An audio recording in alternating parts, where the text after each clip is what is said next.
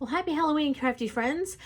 I wanted to talk to you a little bit today about one of the samples that I made for the Tim Holtz Sizzix Halloween release for 2021. And this piece was inspired by Disneyland's Main Street Pumpkin Festival that they have every year. They have hundreds of pumpkins that are all individually carved, and some of them are just made after Disney characters. Some of them are made just, doing all kinds of things. Some of them just have faces. So I thought I would do my best with the Sizzix dies that I had on hand to kind of make a little homage to the Disneyland Pumpkin Festival on Main Street.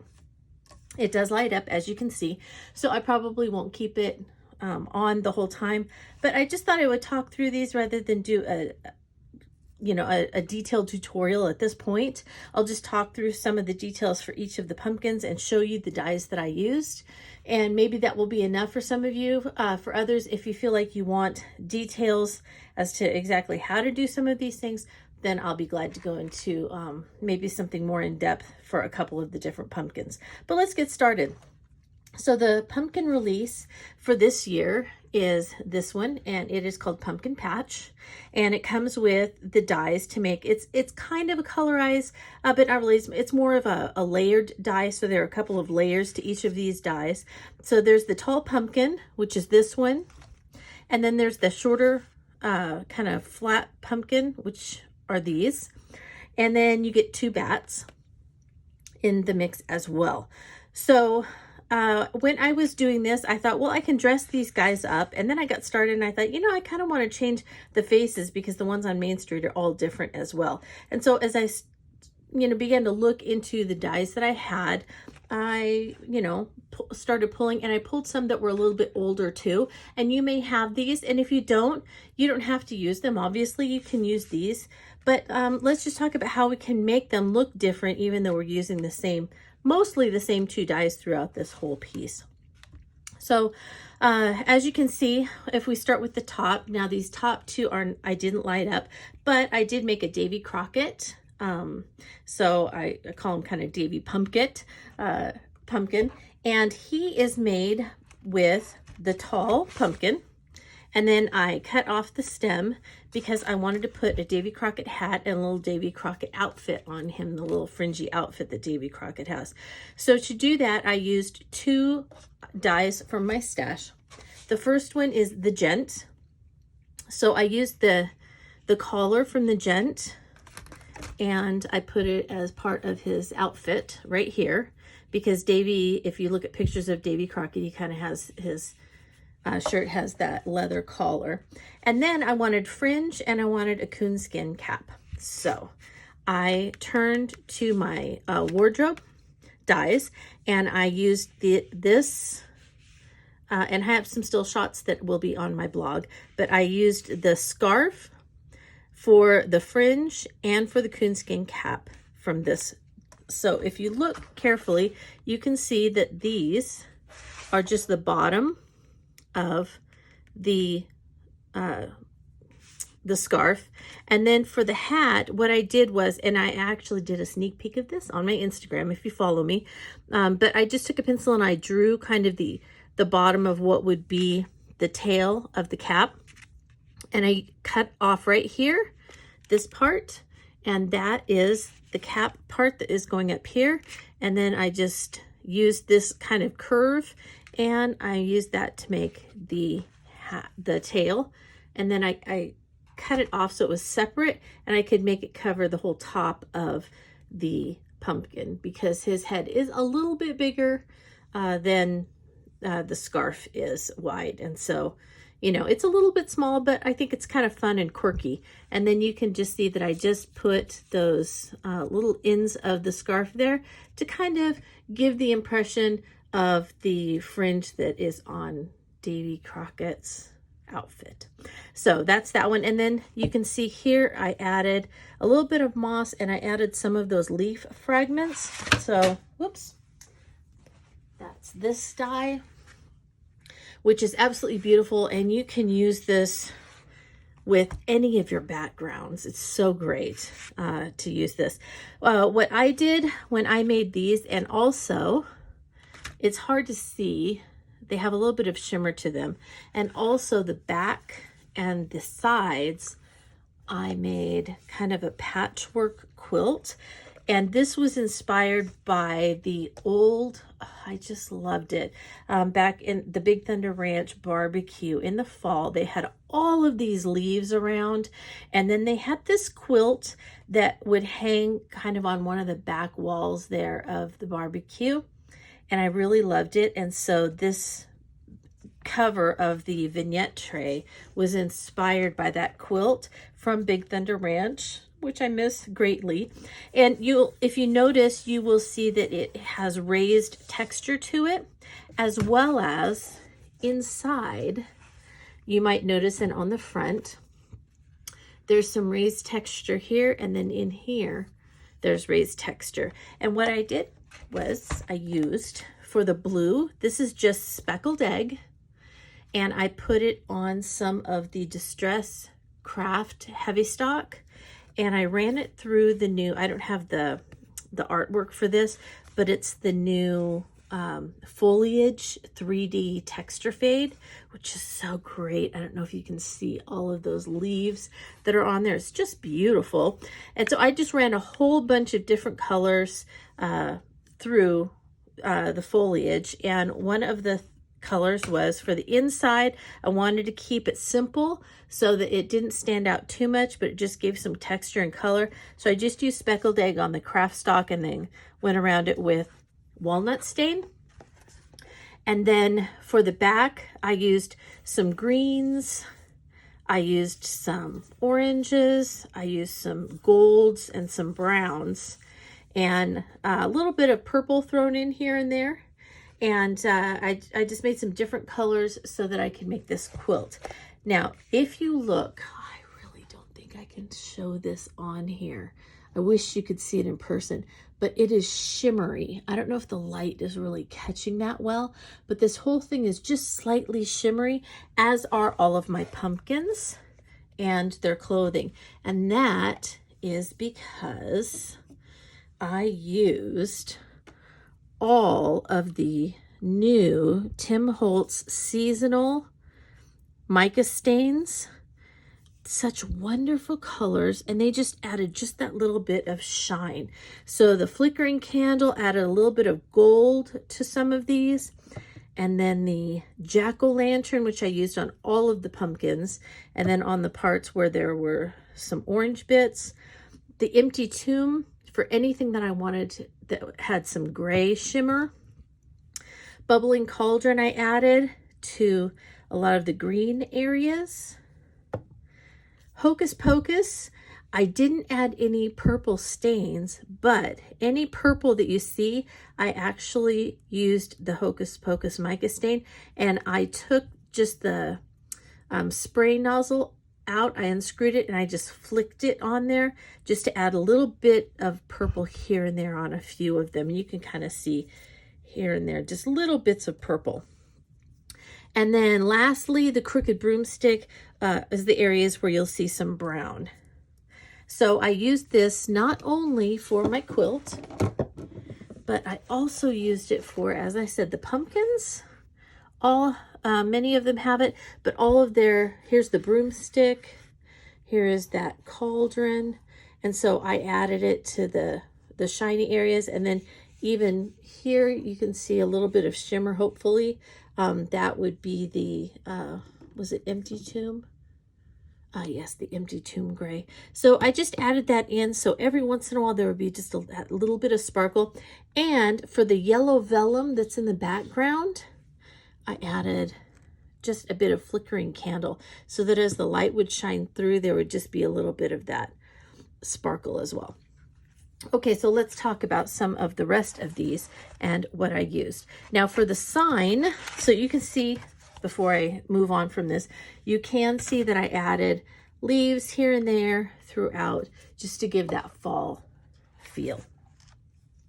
All right, before I go on discussing any more of the actual pumpkins, let's talk about the pumpkins sign. And that was very simple to do. This is Tim Holtz Distress wood grain cardstock that I just colored with Distress Stains, and then I ran my finger over the wood grain to bring out some of that wood grain with Distress Paint.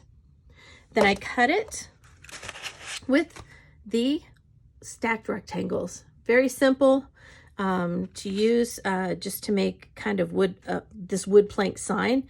And then I backed it with some chipboard so that it would stand up on the front of my vignette tray. The letters are just the inside of the new varsity alphabet, cut out in a, again, the wood grain cardstock that I had colored with just a little tiny bit of, I think, antique linen maybe. I tried to keep that very light so that it just, you know, kind of looked like worn painted wood. All right. I think that's the basics for, oh, okay. So you'll also see in here that I have some of the pumpkins sitting on some things. So this is the old potted one, Big's die that cuts the smaller pots. And then this one is also the potted one. And I used this and this piece and cut it out with silver metallic, added a little bit of Distress Paint to it to make it kind of look like an old bucket. And then here is one that I made look like a little barrel. And then in the back, I used the new potted 2 die, which is taller than the first one. You can see it's taller. And in fact, it was a little too tall for me to be able to fit a pumpkin on top of it within this and actually let it be seen. So I did cut off a little bit of the bottom, which is covered with the moss and the leaf. You don't even notice it. But those are what I used for some bases so that we had some different pumpkins at different height levels. And let's talk about a few of the other little bits and pieces. And one last thing, I did use tiny lights so that they would light up like some of the pumpkins on Main Street. Not all of the pumpkins light up on Main Street, but some of them do. Okay, let's talk about this guy because this is an old die and it's one that you don't have to be able to do this project. You can actually use one of the new pieces instead. But I figured just in case some of you had it, it's fun to put in different types of pumpkins that you might have. And so it was this pumpkin that is called Layered Jack-o'-lantern.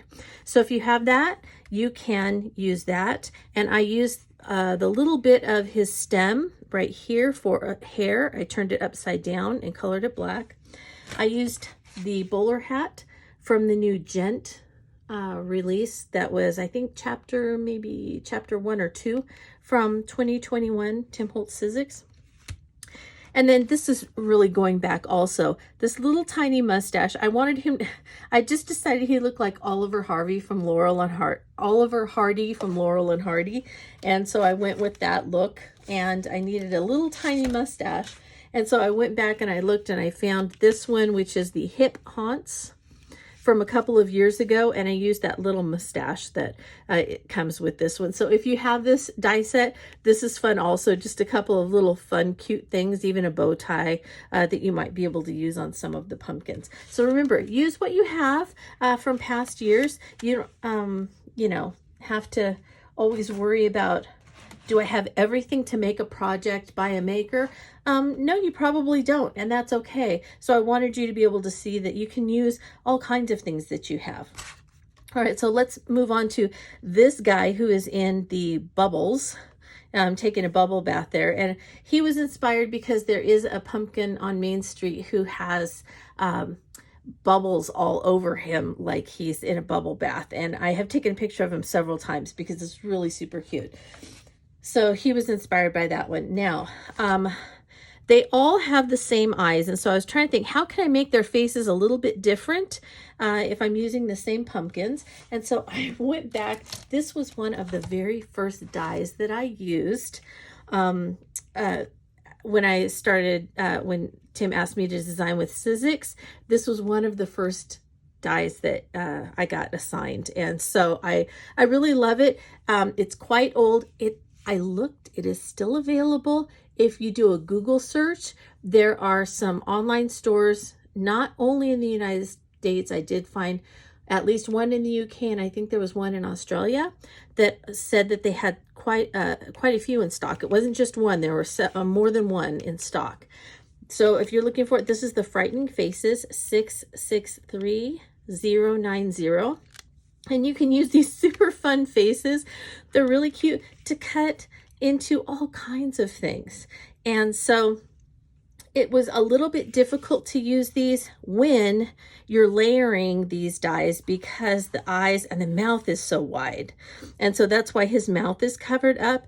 But I was able to cut these eyes out because they kind of cut all the way around the eyes that were already there because they're so big. So I used this face and the eye pretty much cut around the eyes that were already there. So I thought that was really fun. So if you have this one, great. Here's another use for it. See, you can use the pumpkins that you have. Another idea is, if you get these, is if you just don't use the layers and you use the basic shape of the pumpkins, you could cut all kinds of faces with them because the basic pumpkin shape doesn't have any faces on them at all. So you could cut a whole bunch of these and then you could cut all the faces out, or you could do all kinds of things with it. Use punches and whatever else you want. So those are the two oldest things that I used. Now let's talk about this guy's hair. His hair and the hair on several of them came from this one from last year, if you remember this. This was, I think these are the Trick-or-Treaters, I think was the name of it, from last year. And it comes with just super cute hair for this little Dracula guy. And then we had the hair here. So there were just some really cute pieces. And I thought, hey, I think I can put these to use. So I'm going to show you how I use some of these things, and you may not think about using them in that way at first. So here is the Dracula hair. And I used it as eyebrows on this guy. And then I just went ahead and used the hair as it is. It fits perfectly on the top of that tall pumpkin. Isn't that great? So you can use it that way. And oh, one other thing I forgot to tell you, the bubbles. How did I make the bubbles on this? That one was really simple. That's back to the Trick-or-Treaters. There is a die in here that has all the eyeballs. It makes all the eyes. And so I just got a bunch of these the four biggest eyes out. And that's how I made the bubbles. So I just layered them on there. Sorry. For the Mad Hatter, I used the gent's collar and bow tie. I used the hair, just this part of it. I used the hair for the Mad Hatter hair. And then for his hat, I used the one from the Winter Wardrobe. And so that's this one. And then I just kind of hand cut and drew the 10/16 for the Mad Hatter. And I think, if I'm correct, that is some sort of measurement, hat measurement or something like that, or 10/6. Sorry. Okay, for our little Dracula, that's fairly easy. We're going back to the Dracula hair. So simple, but instead of making a part, I actually crossed them over like this to make the V shape. Okay, so I layered them over each other, and then I used that in the back, but to make it so it came out on both sides, I just cut it in half and stuck it on both sides of our little pumpkin. Now the fangs, this fang is way too small for this pumpkin, and so if you will look at the shirt, do you see how it has stripes on it? Well, I used this corner stripe and just cut 2 white corner stripes out, and that is what the fangs are. So again, this was very simple to do. Okay, let's look at this little girl. So she's got the bow tie from the gent. She has the hair from the Trick-or-Treaters, and you can see I kind of cut one backwards so that this little part is in the center facing each other, and I overlap them a little bit. And then let's look at her mouth. Now her mouth is not perfectly cut. Look at that carefully. See how it's not perfectly cut? And that's okay, because when you carve pumpkins, they're not perfect. So it's all right. All I did was, once I cut it out, it looked like this. Then I took a pencil and I drew around it so that I could see where the bottom of all of the teeth landed. And I drew a kind of a smiling mouth, and then I just cut it out with my scissors. That's all I did. I just took my scissors and I just trimmed around where I had drawn, and that was it. I backed this with vellum, and then I decided to add some white teeth instead of pumpkin teeth. Since the teeth here are pretty pointy, you can dull them by cutting them off and kind of making them not as pointy, but that wasn't the look I wanted. I wanted more of a, you know, a square tooth look. And so to do that, I cut the broom out of white. Sorry, here you go. I cut the broom out of white. And then if you look, you can see that those are kind of tooth shapes right there. And so I just cut those and stuck them up under her lips. And there we have kind of a smiling pumpkin. This guy's pretty simple. I did use a striped Stampers Anonymous stamp for this. I think it was a Christmas stamp for peppermint, but I just used black archival ink for that one. And then I used the, this is the bat from the pumpkins, the little bat. Stuck that on the brim of the hat. The hat is from the gent. The bow tie is from the gent. And for his hair, all I did was take his stem and cut it off and turned it upside down to make it look like hair. And then I added the monocle from the gent. And there's just the tiniest bit of mica, like, you know, mica sheets. I have it right here. I think they call them mica tiles. So I just used a tiny piece of mica under there and then attached it. And it was that simple. All right, let's talk about the last one, our little pumpkiteer that we have here. This one's very simple and it may not look like it. I just used a Post-it note and I laid it on there so that I could kind of see where it would go. I did a rough cut of it with the Post-it note, and then I just hand cut the cap that I had here. These ears are just smallest stack circles that I cut, and then I sandwiched them between another piece that was here. And then if you look, I used the type, tiny type, and I put Tim's name on the back, just for fun, just for a little laugh. And then, you know, the Mouseketeer ears had kind of like a Mickey looking thing. And I'm sure if you wanted to, you could make it look more official. I just did use a little ledger stamp that I had, stamped a white circle. And then there was, I think this is maybe half an inch or a quarter of an inch, I can't remember, just circle punches that I had to make that. And that was it. All right, so those are some details for my Main Street Pumpkin Festival. If you want any more details on these, please just message me through my blog, and I will be glad to do my best to, you know, get whatever information I can to you so that you can make your own Main Street Pumpkin Festival. Thanks for watching. We'll see you next time.